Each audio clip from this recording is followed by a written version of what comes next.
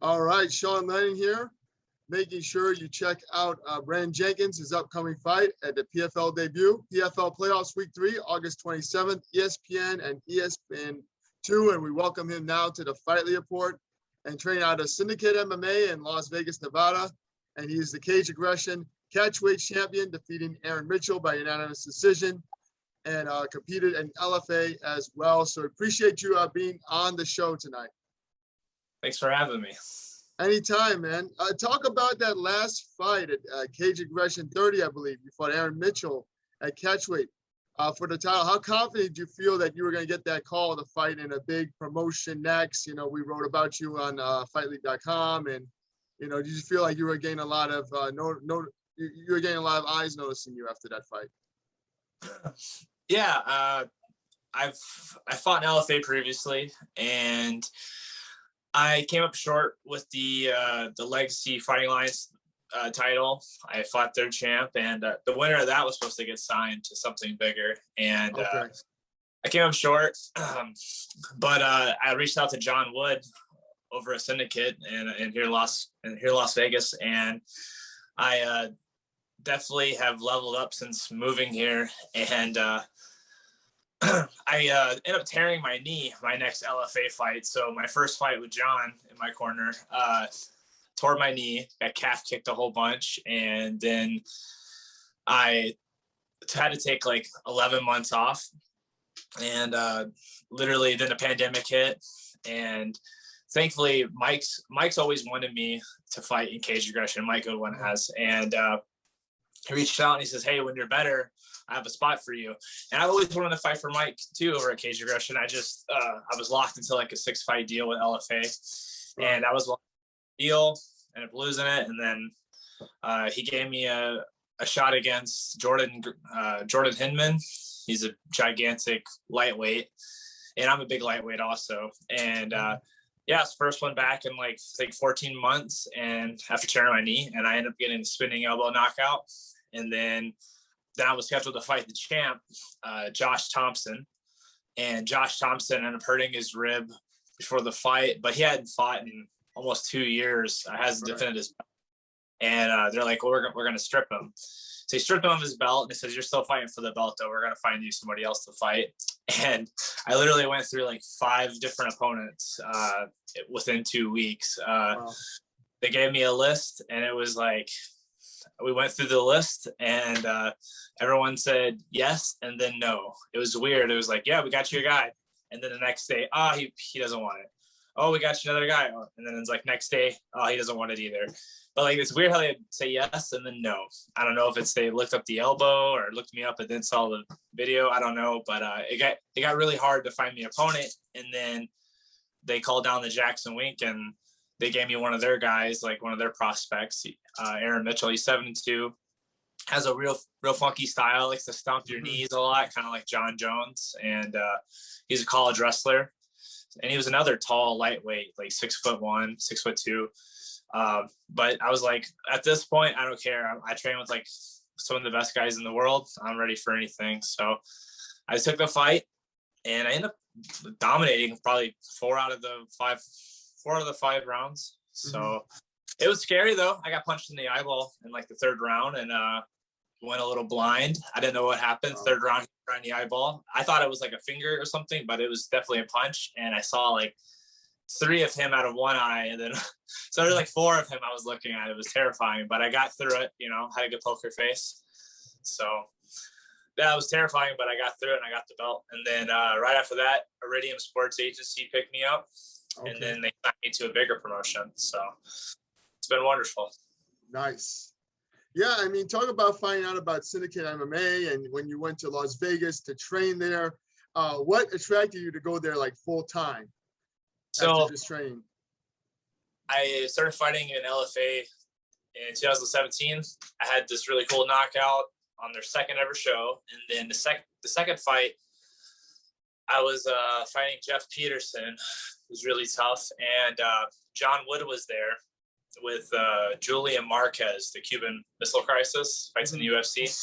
And I was just watching him in the back, like just a camaraderie and like how he was holding pads and how he's coaching his guys. And I think Tom Lawler was there too. I believe so. But yeah, I was just looking at that and I was like, oh man, I wish I had that here in Minnesota. And because like all the guys I was training with were like getting older and having kids and families and retiring. And it's like, I grew up in American Top Team in Minnesota, and was all like all American wrestlers and like really stud wrestlers. And they all just started kind of, moving on to the next phase of their lives. And they're literally like two guys at the gym that could push me. And I was like, I think it's time to go to Las Vegas and, give this everything I got. So I reached out to him after I fought for the title, and I was like, hey, I'm moving out there. And of course, John, he like hears that all the time, like, yeah, okay, and I was like, no, I really, and then I fought one more time, saved up some money, and then moved out there to train with him, and it's been great ever since. Nice. And you've gotten used to the weather, of course. It's weird, crazy. man. It was like we had all the smoke yesterday from the California wildfires. It just looked like, a post-apocalyptic, like a crazy futuristic movie. It's just all smoke. You can't even see the strip. I live literally like 5 minutes from the strip. I couldn't even see any of the buildings. Oh, wow. I've lived through some pretty crazy sandstorms, like the Mummy type of sandstorm. You could see it coming towards you, and it like blew my coffee out of my hands. Wow. It usually rains like once a month, but when it does rain, it rains for like a whole day. It's insane. There's like flash flood warnings. It's really hot. I think it's like 106 today, but it's good to like good, weather to go running in. That's for sure. Definitely. And then talk about John Wood. He's definitely one of the better coaches in MMA, one of the best. He won an award last year. Yeah.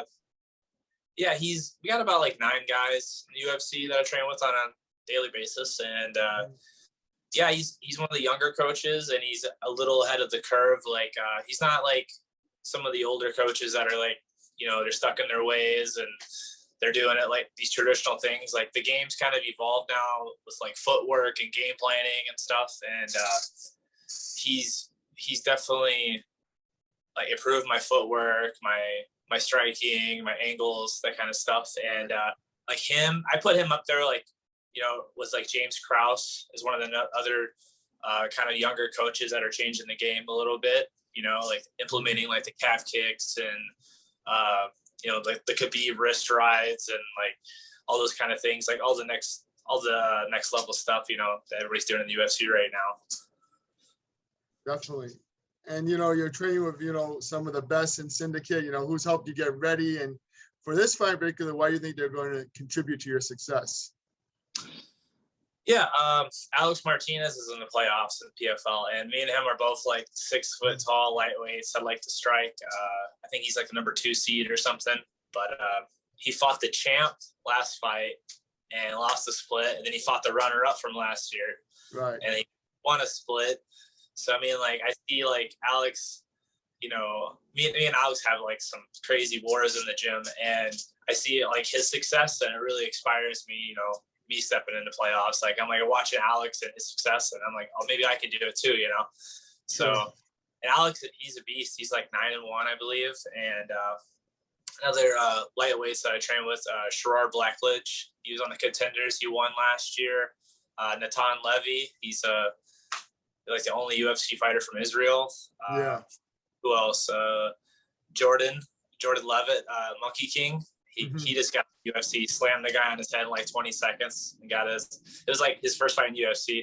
Yeah. So I mean, like all these guys, like they're all doing great around me, and it really inspires me. Like I train with some of the baddest 155 pounders on the planet, Definitely. And then Vince Morales also victorious last night too. Yeah, Vince won last night, and Vince also came back from a horrible, I think, Achilles tear, and that was his first fight with us. But like, I just watched him come back from that horrible injury, and he came back and won.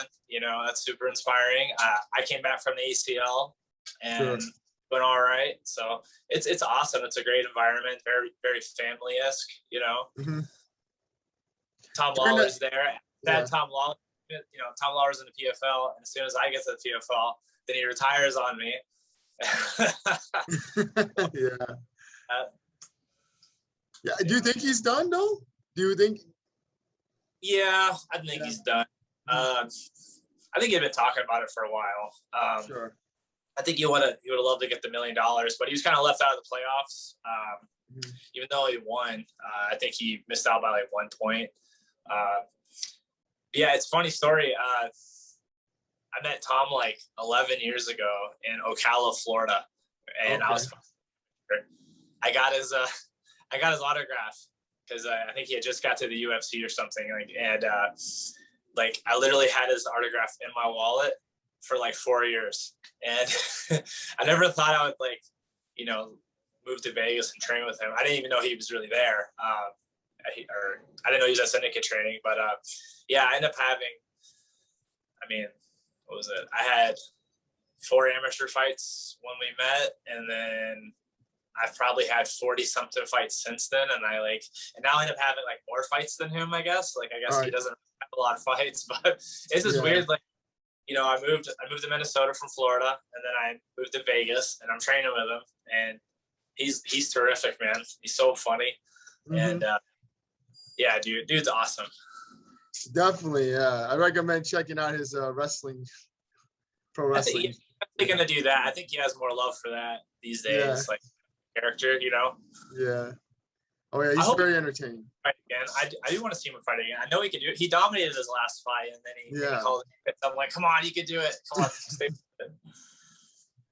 True. Yeah, definitely. One of the greats, Filthy Tom. And then, signing with PFL, talk about the season format and how beneficial it is for you. Oh, man.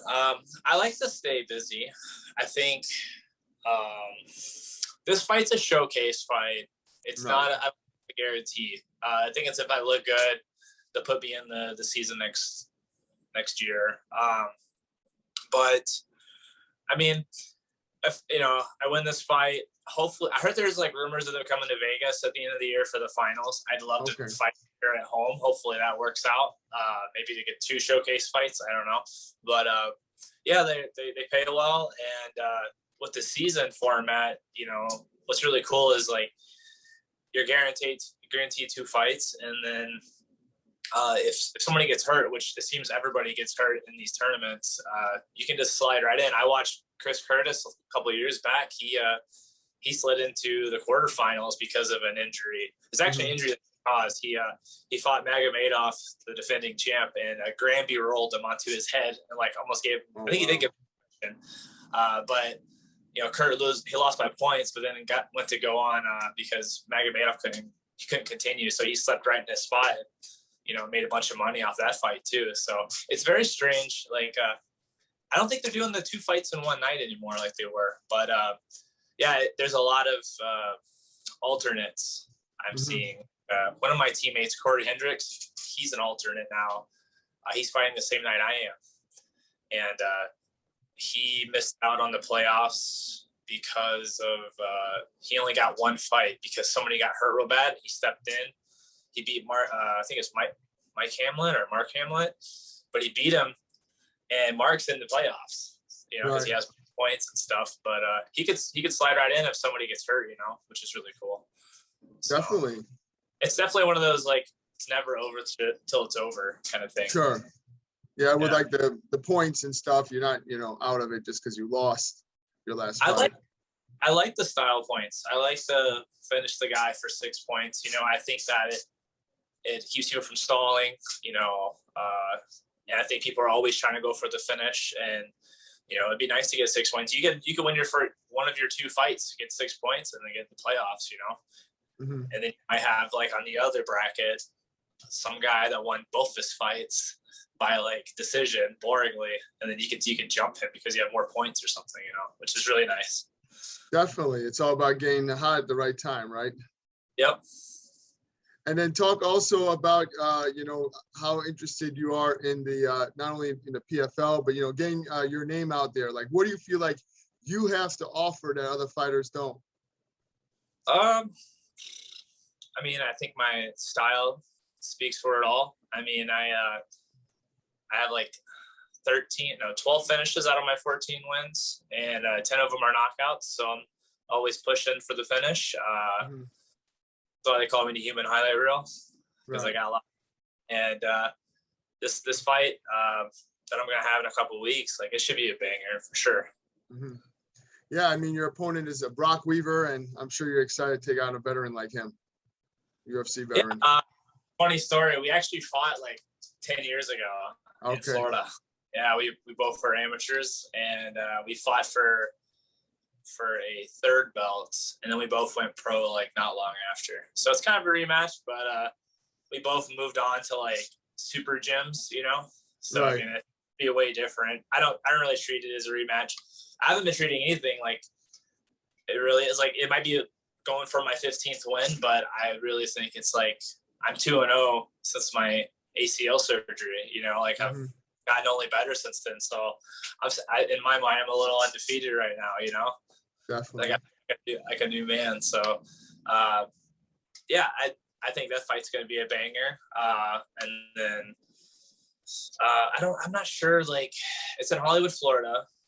There's like a bubble and that kind of stuff. But the fans, the whole fan situation, like I think it's only like you only get friends and family, kind of like a Contender Series. Okay. Like, it's not like they're selling tickets for anything. But I think that has something to do with like the Delta variant. You know, it's kind of wreaking havoc in Florida. So, but yeah, I got my mom and dad coming. They're from Florida, so I got mom, dad, family coming to watch. So that'll be cool. Yeah, I mean that's again. I guess that's all you need at this point, right? I mean, you'll eventually have the crowded arenas come back, hopefully. Yeah, I mean, here I think they had a big fight in Vegas, full crowd. So for the Conor McGregor fight, and hopefully they bring it back. I think, like I said, I think PFL's coming here maybe November or something like that, or December for the finals. So hopefully I get on that card too. Nice.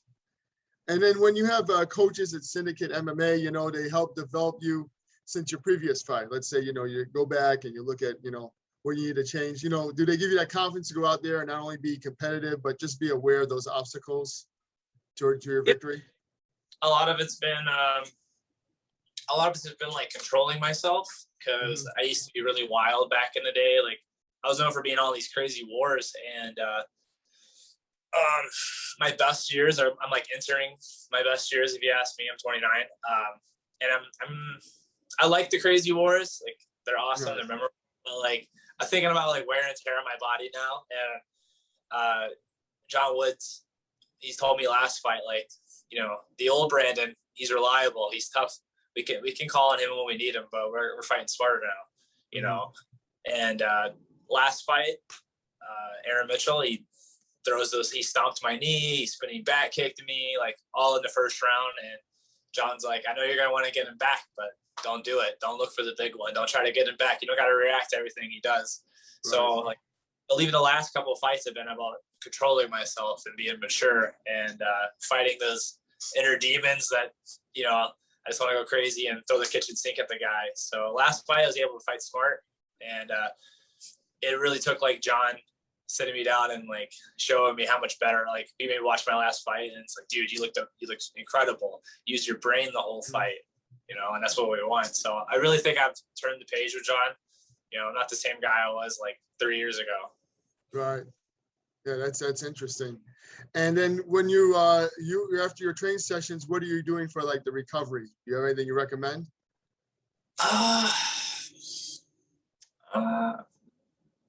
Well, I mean, I have a couple guys that use the Performances too at the UFC place. Okay. Literally like a mile down the street. So sometimes I go over there. It's just the ice bath, and the ice bath is really good for recovery. I do take my rest days. I do like rest on Wednesdays. I feel like if I go Monday through Thursday straight, 2 days a week or 2 times a day, 3 times a day training, I feel like by Friday, like all my bad habits have come back out and I'm just beat up. So I definitely recommend taking like a rest day in the middle of the week, and come back like Thursday refreshed, Friday refreshed, Sure. And then when you're in that COVID bubble, do you have anything to pass the time? Any plans to pass the time there? think I might bring my PlayStation and play some Warzone. I always bring the PlayStation and the Xbox. When I corner Jordan, I always bring it just to pass time. It's just like 4 MMA guys just stuck in a bubble for 4 days, 3 days, waiting for fights. So keeps me a little entertained. Definitely. And then what can we expect on August 27th, PFL Playoffs, week 3?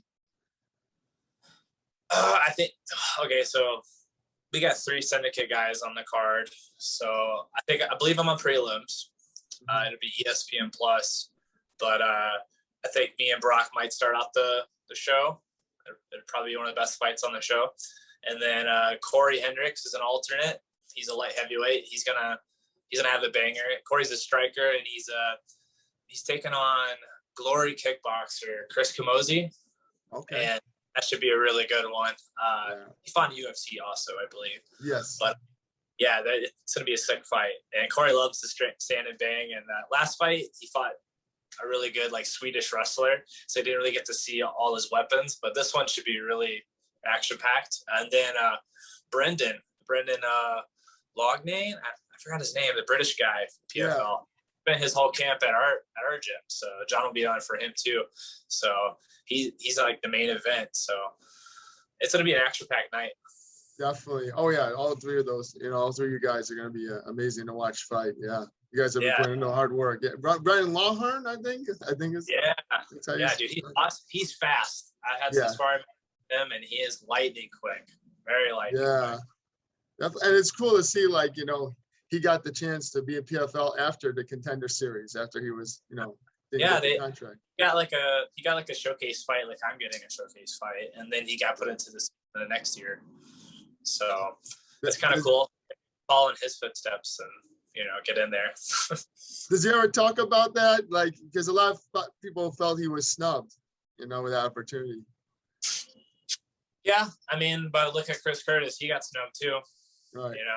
Chris Curtis had a heel kick knockout, like a sweet chin music, and then just because he was on the card with Greg Hardy, who, like, former NFL guy, right. I gave Greg Hardy the spot instead of Chris Curtis. And so I watched Chris Curtis get snubbed and go to the PFL and make a bunch of money and, and gain a lot of fans there. And then I watched Brendan get snubbed, and he had an exciting fight, go to PFL and do really good for himself. So I never felt like I was snubbed, but no, so far PFL has been real cool. And they're actually partnering with like a crypto company. I think they're going to try to do like a performance institute. To do it. Yeah, I just saw like an article, and that's gonna be really cool. If that happens, that's awesome, because I'm all about like longevity and your recovery and stuff like that. That'd be cool for them to put some science behind them. Yeah, definitely. Well, I mean, I think UFC sets the bar, so everybody has to rise to it, right? I hope it's in Vegas. I don't. Yeah. I don't want to, because I think PFL is like based out of like Washington or something, if I believe, but I doubt that they would put it there. This is like the fight capital of the world, For sure. Yeah. Well, fingers crossed then. And we appreciate you again, Brandon, the human highlight reel, Jenkins, for being on the Fight Report. If there's anyone you'd like to thank, go ahead. Thanks for having me. It's an awesome show. I appreciate you giving fighters a spotlight, and I feel like sport needs more of that. Everybody at Syndicate for getting me ready for my fights. And I want to thank Caged Aggression, because they gave me the platform to come back and become champion. And Mike Goodwin really does an amazing job over at Caged Aggression. He's a very fair matchmaker, and he really like helps out the guys with the pay-per-view format. Mm-hmm. I think he's one of the few guys that use that to his fullest, and treats his guys really well. All those fighters love that show. It's definitely my number 1 favorite show I've ever fought on. And I fought on LFA, King of the Cage, like all over the place. Like Caged Aggression is my favorite show I've ever fought on. So, thank you, Mike Goodwin and Caged Aggression, for giving me that platform.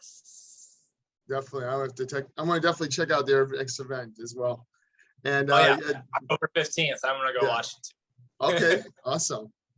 Yeah, definitely. We appreciate you being on the show, and the best of luck, of course, August 27th, PFL Playoffs Week 3. Brandon, the human highlight reel, Jenkins. Appreciate you being on. Thank you.